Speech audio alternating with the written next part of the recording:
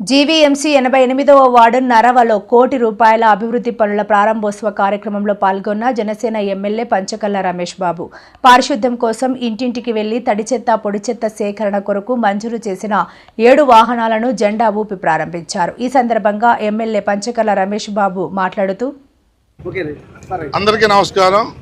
ఈ రోజు నరవలో 88వ వార్డులో మనం కోటి రూపాయలతో అభివృద్ధి కార్యక్రమాలకి ఓపెనింగ్ చేసుకున్నాం।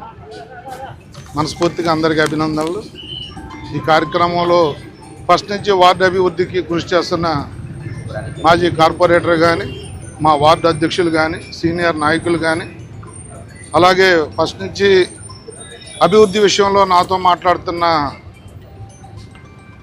మన మాధవరావు గారి కుటుంబం శివగానే, వాళ్ళ మదర్ కానీ, ఇతర పెద్దలందరికీ మనస్ఫూర్తిగా అభినందనలు తెలియజేస్తూ, మరి ఇవే కాదు ఇంకా మనం చేసుకోవాల్సిన కార్యక్రమాలు చాలా ఉన్నాయి। నిన్నే కమిషనర్తో సుదీర్ఘంగా కూర్చుని కూడా నిన్న కూడా కొన్ని వర్కులు ఇవ్వడం జరిగింది।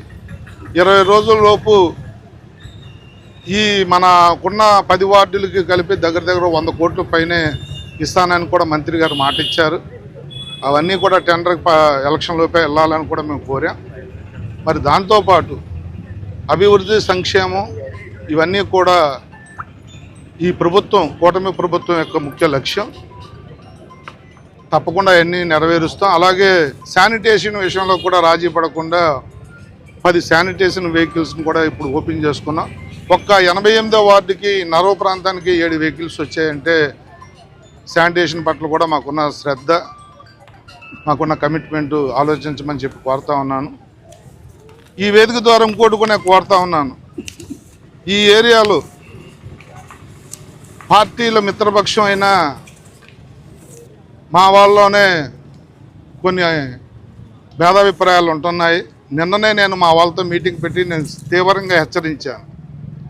మళ్ళీ ఇంకోసారి మిత్రపక్షాన్ని కానీ బహిరంగంగా ఎవరైనా మాట్లాడితే పార్టీ నుంచి కూడా సస్పెండ్ చేస్తానని కూడా చెప్పడం జరిగింది। అది మా పార్టీకి ఒక్కదానికే వర్తించదు, అన్ని పార్టీలకి వర్తిస్తుంది।